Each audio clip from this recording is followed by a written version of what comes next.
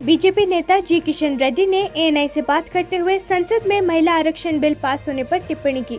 उन्होंने इस बिल के पास होने पर महिलाओं को बधाई दी और इसका श्रेय प्रधानमंत्री मोदी को दिया। उन्होंने कहा, आज एक ऐतिहासिक क्रांतिकारी विधेयक पारित हुआ है। मैं देश की महिलाओं को बधाई देता हूँ। लोकसभा में इस विधेयक को पारित करके प्रधानमंत्री मोदी ने साबित कर दिया है कि मोदी है तो मुमकिन है। महिला रिजर्वेशन बिल एक हिस्टोरिकल रेवोल्यूशनरी बिल आज पास हुआ है। 75 इयर्स के बाद लगातार अलग अलग जगह चर्चा हुआ, पार्लियामेंट में बहुत बार इंट्रोड्यूस किया, चर्चा किया, राज्यसभा एक बार पास भी किया, मगर कांग्रेस पार्टी के कारण अलग अलग राजनीतिक दृष्टिकोण से बिल पास नहीं हुआ है। आज नरेंद्र मोदी जी के नेतृत्व में देश के महिलाओं को एक गिफ्ट जो लोकसभा में वैसा ही विधानसभा में जो रिजर्वेशंस का गिफ्ट दिया गया है, महिला रिजर्वेशन बिल। मैं देश के महिलाओं को शुभकामनाएं देना चाहता हूं। आज नरेंद्र मोदी जी साबित किया है लोकसभा में पास करके, महिला रिजर्वेशन बिल मोदी है तो मुमकिन है।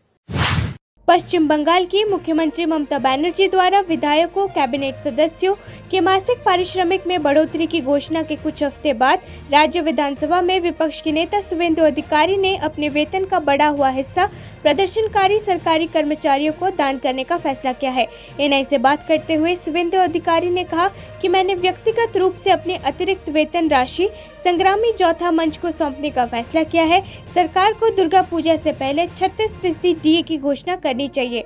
सरकार के पास सारी सुविधाएं हैं, वो विदेश यात्राओं और दुर्गा पूजा पर पैसा खर्च करती है, इसे कर्मचारियों पर भी खर्च किया जाना चाहिए। एमएलए लोग का भाता भी बढ़ा दिया। मैं खुद personally as a sensible law maker of the state I decided to माने hand over my excess salary amount to the संग्रामी चौथा मंच जो बैनर है उसको मैं देने के लिए मैं आज प्रपोजल लेकर आया हूं। ये लोग एक्सेप्ट किया है। एक सिंबॉलिक है, गवर्नमेंट को सराहना आना चाहिए और गवर्नमेंट को दुर्गा पूजा का पहले 36% डीए अनाउंस कर देना चाहिए। गवर्नमेंट को पास साधन है, रुपया है, फॉरेन ट्रिप के लिए भी। महाराष्ट्र के मुख्यमंत्री एकनाथ शिंदे ने अपने परिवार के सदस्यों के साथ गणपति विसर्जन किया।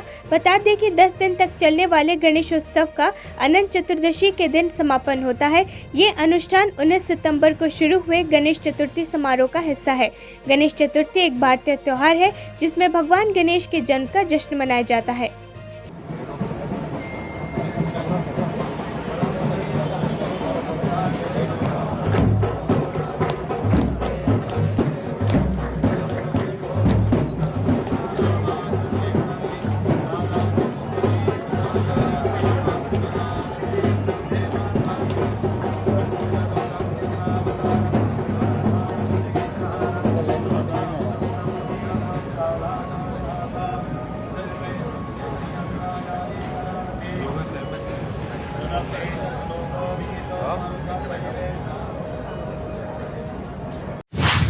सूरत में ठाकुर जी सेवा समिति के गणेश पंडाल में 11D प्रभाव का उपयोग करके 4 धाम और 12 ज्योतिर्लिंगों को प्रदर्शित किया गया।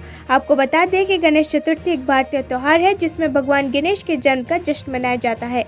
भैया ये जो पंडाल लगाया हमने तो हम हर साल की तरह 11D का जो कॉन्सेप्ट है वो तो हम इस बार लाए हैं। इस साल हमारा 12 ज्योतिर्लिंग का जो कॉन्सेप्ट है वो हम लेके आए हैं। जैसे कि जो बुजुर्ग हमारे जो बड़े बुजुर्ग हैं जो ज्योतिर्लिंग नहीं जा सकते, दर्शन नहीं कर सकते, तो इस बार हमने ये प्लान किया है कि 12 ज्योतिर्लिंग LED के ऊपर दिखा के उनको दर्शन कराएं। ये हमारा एक मोटिव है और इसके साथ हमने एक संकल्प लिया है कि गौ माता को राष्ट्रीय पशु भी घोषित करना है।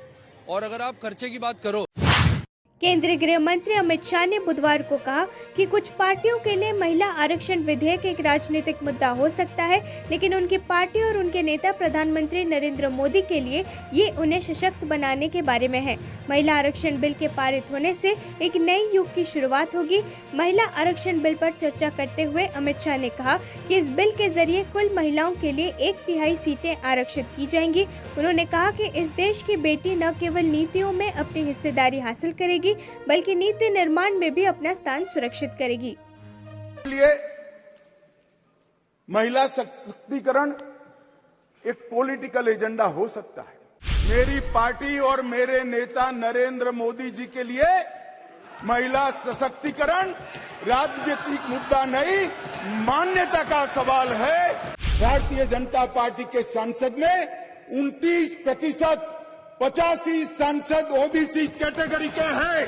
माननीय अध्यक्ष, कुछ पार्टी के लिए महिला सशक्तिकरण एक पॉलिटिकल एजेंडा हो सकता है। कुछ पार्टियों के लिए महिला सशक्तिकरण, माननीय अध्यक्ष जी, एक राजनीतिक मुद्दा हो सकता है। हिमाचल विधानसभा में मानसून सत्र के तीसरे दिन मुख्यमंत्री सुखविंदर सिंह सुक्खू ने प्रश्नकाल में प्रदेशवासियों के लिए ऐलान करते हुए कहा कि कांग्रेस सरकार 5 सालों में 5 लाख लोगों को रोजगार देगी। मुख्यमंत्री सुक्खू ने कहा कि पेपर लीक प्रकरण में अब तक 65 लोगों को गिरफ्तार किया गया है, जबकि 26 लोग हिरासत में हैं। पेपर लीक में दर्ज एफआईआर की एफएसएल रिपोर्ट आनी बाकी है। उन्होंने कहा कि चयन आयोग के 329 पोस्टों के परिणाम निकाल दिए गए हैं, जबकि 300 के निकाले जाने हैं। उन्होंने कहा कि चयन आयोग में सारा भ्रष्टाचार पूर्व सरकार की छत्रछाया में हुआ है। मुख्यमंत्री ने आश्वस्त दिया कि जिन परीक्षाओं के प्रश्न पत्र नहीं बेचे गए होंगे, उनके परिणाम को 3 महीने में घोषित किया जाएगा। क्या है सर? देखिए, पहले तो जयराम ठाकुर जी जो पूर्व मुख्यमंत्री थे, उन्होंने हमसे सवाल किया। सवाल था रोजगार देने से संबंधित, लेकिन वो अधीनस्थ सेवा चयन बोर्ड के सवाल पर आ गए और हमने बताया कि अधीनस्थ सेवा चयन बोर्ड पर जो भ्रष्टाचार हुआ है, किस प्रकार पेपरों को बेचा गया, उसके बारे में हमने पूरा विस्तृत जानकारी आज सदन में रखी। तकरीबन 339 के करीब, जिनमें कोई रिजल्ट को हमने डिक्लेयर कर दिया है और बाकी वेटनरी फार्मेसी है और जो 3 हैं वो लोक सेवा आयोग के पास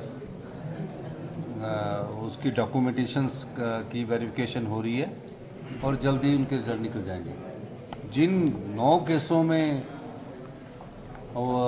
एफआईआर दर्ज है, उनकी इंक्वायरी चल रही है। उसके अलावा जो और 13 पोस्ट कार्ड है, उनकी हम जिनकी इंक्वायरी नहीं है, उनको 3 महीने के अंदर हमने। सितंबर को लोकसभा में महिला आरक्षण विधेयक पारित होने के बाद समाजवादी पार्टी नेता डिंपल यादव ने इसे राजनीतिक कदम बताया है। उन्होंने आरोप लगाया कि सरकार 2024 में आगामी लोकसभा चुनाव को देखते हुए ये विधेयक लाई है। उन्होंने कहा, मैं सभी को बधाई देना चाहती हूँ। एक ऐतिहासिक विधेयक पारित हुआ है, लेकिन इस विधेयक को लाने में सरकार ने देरी की है। डिंपल यादव ने कहा, लोकसभा चुनाव में कुछ महीने हैं। सरकार इन 6 महीनों और इंडिया ब्लॉक की ताकत को देखते हुए ये बिल लेकर आई है। ये बिल्कुल राजनीतिक है। और सबको बधाई देना चाहूँगी। एक ऐतिहासिक बिल पास हुआ है, लेकिन सरकार की तरफ से देरी हुई है इस बिल को लाने में। और क्योंकि इलेक्शंस अब 1 साल भी नहीं बचा है, 6 महीने बचे हैं, तो सरकार इस 6 महीने को देखते हुए और इंडिया ब्लॉक की मजबूती को देखते हुए बिल लेके आई है और पूरी राजनीतिक तौर से ही इस बिल को लेकर आई है। और सबको बधाई देना चाहूँगी। एक ऐतिहासिक बिल पास हुआ है, लेकिन सरकार की तरफ से देरी हुई है इस बिल को लाने में। और क्योंकि इलेक्शंस अब 1 साल भी नहीं बचा है, 6 महीने बचे हैं, तो सरकार इस 6 महीने को देखते हुए और इंडिया ब्लॉक की मजबूती को देखते हुए बिल लेके आई है और पूरी राजनीतिक तौर से ही इस बिल को लेकर आई। रिलायंस इंडस्ट्रीज के चेयरमैन और मैनेजिंग डायरेक्टर मुकेश अंबानी के घर एंटीलिया में गणपति बप्पा का ग्रैंड वेलकम हुआ। इस मौके पर एंटीलिया को बेहद खूबसूरती से सजाया गया है। यहाँ अंबानी परिवार ने मिलकर भगवान गणेश की आरती की। इस मौके पर सभी पारंपरिक परिधानों में नजर आए और महाआरती के दौरान सभी प्रमुख सदस्यों ने थाल में दीपक जलाकर गणपति बप्पा की पूजा की।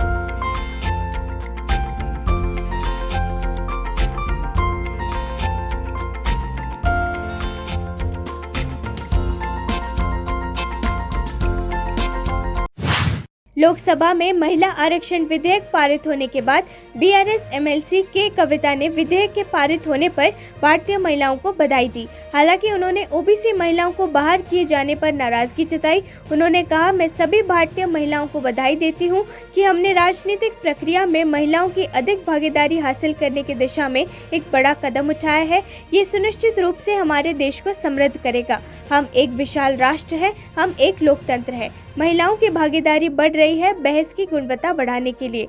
हालांकि ओबीसी महिलाओं को जगह न देना दर्दनाक है। ये हमारी महिलाओं के लिए एक बड़ा कदम है। हमें जश्न मनाना चाहिए और अपनी ओबीसी बहनों के लिए लड़ाई जारी रखनी चाहिए। I congratulate all the Indians, especially Indian women, that we've achieved a major step in terms of achieving more participation of women in the political process. This will certainly enrich our country. We are a huge nation. We are a democracy. Participation of women is going to increase the quality of debate, is going to get in many issues that are never discussed in bigger platforms like parliaments and assemblies. So women, I hope, will be able to play a much larger role in the development process of our country. I congratulate all the women. At the same time, there are a couple of issues which are missing from the bill. One, not including and not giving space to OBC women is painful. They should have added the 33% reservation for CPIM के नेता बिनोय विश्वम ने ANI से बात करते हुए कहा कि India गठबंधन महिला आरक्षण विधेयक के पारित होने के साथ खड़ा है। उन्होंने कहा, ओबीसी आरक्षण लंबित है, लेकिन इंडिया ब्लॉक पार्टियों का मानना है कि इस बिल को पारित किया जाना चाहिए और इसके बाकी हिस्सों के लिए हम समाधान ढूंढ सकते हैं। इंडिया बिल को पारित करने के पक्ष में है। 2010 till this time, so many years have been lapsed. Now there is no time to spend on that. We have to see that the bill gets passed as soon as possible in this session itself. Then the rest of it are important issues that we can discuss and we can come to a conclusion, and there are solutions for it. But so your ally party, Congress, the leader said in Lok Sabha today that his view is to have a reservation for the OBC community. No. All the He also stressed in the OBC situation. He said that out of 90 bureaucrats, 90 secretaries in the government of India, only 3 are OBC. It's a truth. The OBC reservations are pending in this country, that is true. But the India parties as a whole believe that the bill should be passed. And the rest of